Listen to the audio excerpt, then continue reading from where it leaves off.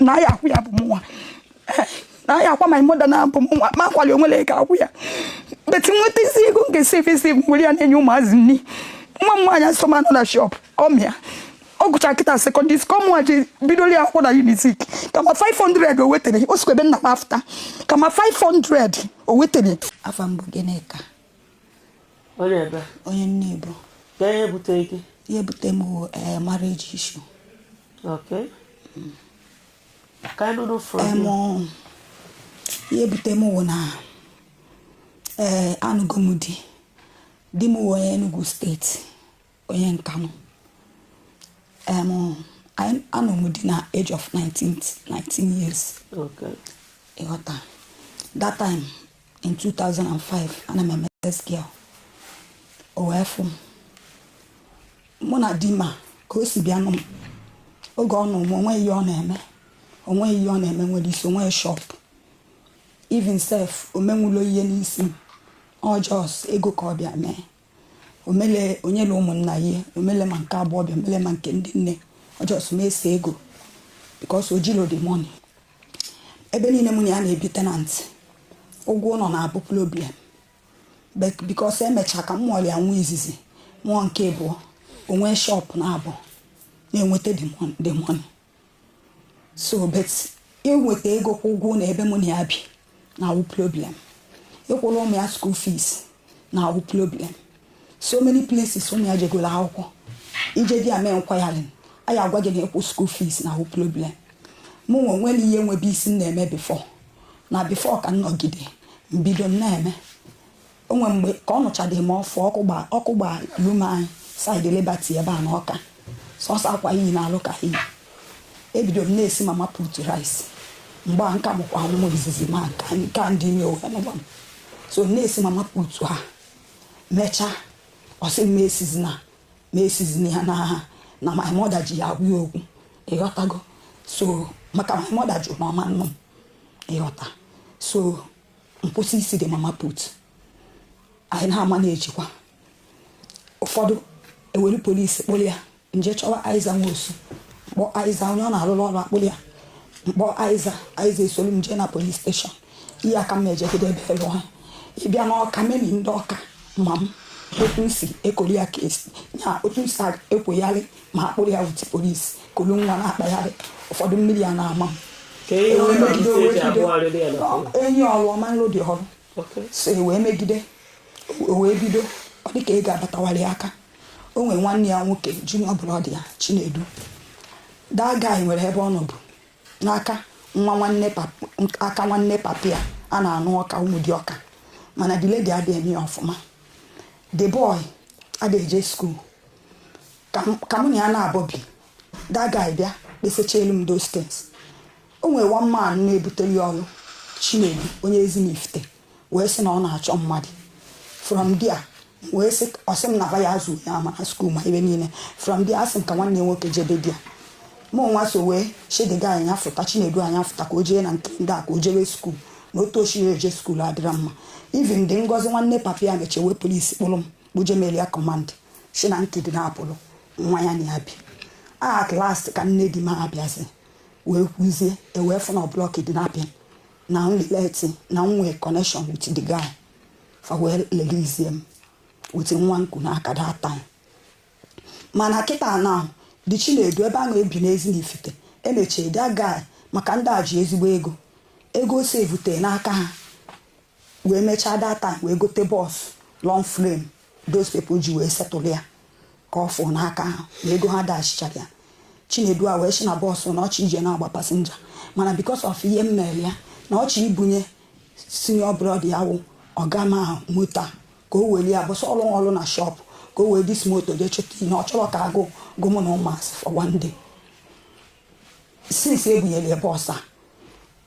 onwe ike ma nne ya ma ndị n'ụlọ ọfụ n'ụtụtụ ịma mfụzi ya anya ị na-akpị ya na fon ọma mpik ọ bata ịka ya agwụ ya ọchị gị ọ na-mara na ọ na-anya moto and ọ ya agba aka bata ekwugide nke a kwugide amara m na moto ama m ebe ọ bụ moto wee je one Sunday moto kụọ njin ebe ahụ ovujie na mekaniki wee lụọ wee shie mekaniki ka onye mekaniki shi achọ ka ego ka alụọ dị moto na moto a ga-enye ihe ọbụla ọ chọrọ ihe ọ na-eme wee every day ọfụ n'ụtụtụ oje luzulu pass leshi onye mekanik a na-eluzu pass moto 1 by 1 na-egori enye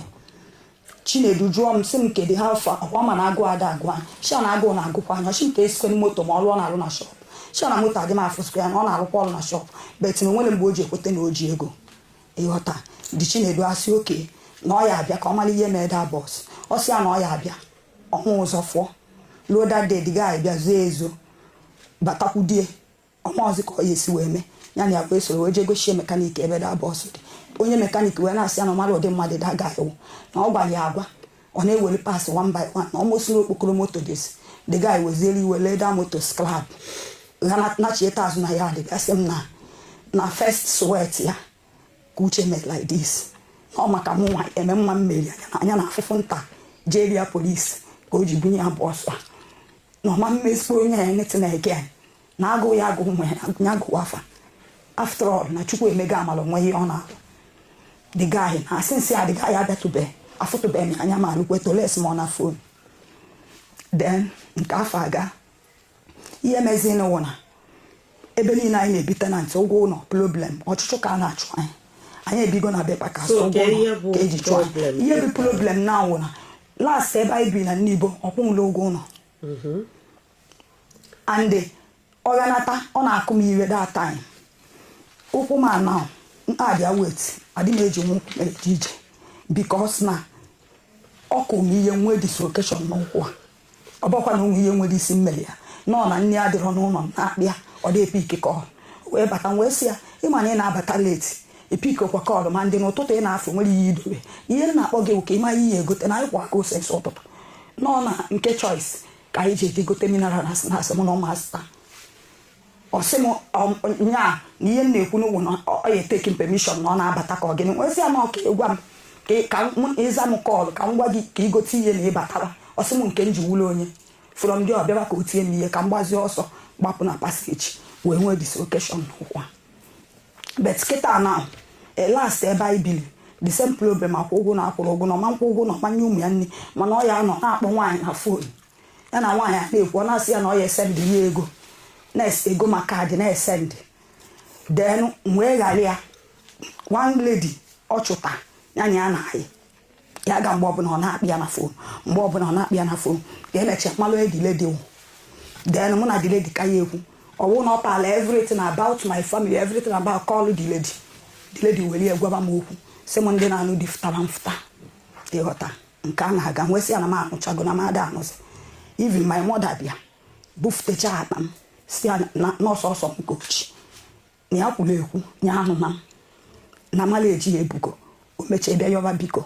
yọgide biko nsokwerie anyị na-anụkwa my mother nwụrụ because enwenwere m ego iduje ụlọ ọgwụ nwere ihe nwere isi na-eme that time ya nwa na onwe iweta ego ka eduje my mother ụlọ ọgwụ o melie eme my mother nọ my house wee nwụọ o mego almost 8 years na my mother nwa akwabeghị my mother okay now ebe ahụ ọkwụ nwere ụgwọ ụlọ wee yara ya wee na my house wee je wee dozie my house mụ na ụmụ m nọrọ ebe a your house where be nna m ebe a ka m jee nọrọ with ụmụ m na Nnibo ebe anyị bikwe na Nnibo akwa mana ọbụla the same village osikwa ebe nke a landladies na ọma mbufu ngwongwo ma ọ kwụchara ụgwọ ya osikwa ebe nke a lafu some properties okwelu m bịa be nna m ha nsị a na mụ na ya ama nọ nwe ebe a jeje kwụ ụgwọ ụlọ ka o jebili isi jụọ m oyi ka m chee ihe ọrụ o dute one pastor the pastor yọgide m nsi oke no problem ọ bịakwa from ndị a usoro anyị n'ọrụ mụ nwa na-egide anya mmapụ mgbe my mother ka nwụchara ahụ mmapụ jee na lapụ jee bute ego mepee shop so na-eme ya megide nwa mma na onye gara etinye asị n'ebe m na da shop bido na-agbazi m mgbasa ọha duto na ọ sị ka mụ na akwụwa nsị ya mba the man na-agbazi m mgba tim o wetila nledi m mpụọlụ ha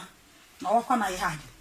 ụmụ m nri na problem ọkwa na ọ na-alụ ọrụ na-alụta ego mana ụmụazị onye ji ego na-akpọ ụmụ ya shia na ya wetagodo ego ka ba wee gote iwe shi ọchị na ojiri ego ọmaiko obi afụ maka ọma na nke nwa nke eweta ọmaiko m onwe nwekwe n'ibe nwere isi m na-eme data nke nna ba agwa ya mana problem na awụ na mụ na ya na-abụ na be nna m emechara m fight ya for myself jee na express Amaobi express baa n'ime paakị ebe a kwụọzi m pen nail legide nni a nweta ego lụọ container from container m wee kwụ ụgwọ shop ebe nọ na mana since ya go today over even for over 7 years na-ejebe m na shop ya for one day maka na last nje na shop ya one lady on otu a na-alụ ọrụ one lady nọrụ otu a na-atakị ile na ntị na anwụ ọtụ so mụ nwa bịa wuti ndị neighbors ya tupuche like this so mbịa keneche asị m nwunye ya usi welcome nọrọ ana m na-aba keneche nnọkwado onwe ma chekwa na onye ọ na-arụ ọrụ a wee sịrazi m na m ekenezi nwanne di m wee sakọ ebe osikọ nwanne di asị m this lady na akwụkwọ si na nwanne di na since ọ na-abịa ebe a na akwụkwọ si na nwanne di wee sị ya mbakwa ile dị n'ọkwafa na-ekwu isi na ọbụkwa nwanne di na mama kwụ onye asị m ka ezi nke wụna nsị a na ọbụla na ma mara na onye ahụ ka ekwu nke wụna na fọsụzi m mmadụ ebuzi nwanne di m so asị m oke ebe niile nebe onwe ya amụrụ amụ so mụ agbachikwe nkịtị na ọkwara onwe m so the lady na-anwụkwa m ọtụ ọ na-anwetela aka nyanwa ji igote pas ọfụta so amamibe the lady na-atakiri na ntị takicheli ọtọ ọnụ sịwa m na mmeta ekikwe taịm nsị aka nke wite ekikwe taịm ọsị m ka ihe nna agwala onye okwu nsị amụnwa gwala onye okwu nwamanụ na ebe a na-akpọ otu mkpu Jizọs bịa ka ọ lụọrị ọrụ na-asị ya ka ma ọmakwa ihe ọ na-akọ m isi ọ dịkwa ya mma isi ya ma onye nwunye ya nwa n'ebe a onwe ka o si bụ onye okwu na nwunye okwu go okwu ebe a na-abụlọ ndị a na-asị ya nwanne di isi dị ma n'ọkwa ka i wee fụo nsị a ka ụdị mkpali na-akpalizi n'ihe mkpụrụ ọtọ gwacha anya okwu tọọ na ọpụọ otu a ka nsị kansụl ebe na shọp ya m wee gbakiri ya na wee nweta ebe a nlebe nne na express si ya ka m fesizie ka m chụbazie onwe m ịghọtago from there m wee bido mana be nna m oso m n'ọlụfụ over since ya my mother m wee luo tata ọmalọ ego na na-akwụ n'ụgwọ ọkụ ọmalọ ego na na-akwụ n'ụgwọ ụlọ so ka ihe ije bịa bet inye ụmụazị nni inye ụmụ ya nni ka ha rie n'ọnụ bụkwa ishu n'ime be nna m akwa ọ na-achọ ka ọ na-suppress m down my mother na ya akwụ ya bụ mụnwa na ya akwa my mother na bụ mụnwa ma akwali onwere ego akwụ ya bet nweta isi ego nke save nwere ya na-enye ụmụazị nni nwa m nwaanyị asọma nọ na shop ọmịa ọ gụcha kịta sekọndịrị school mụ ji bidoro ya akwụkwọ na unizik kama 500 o wetere o sikwa ebe nna m afta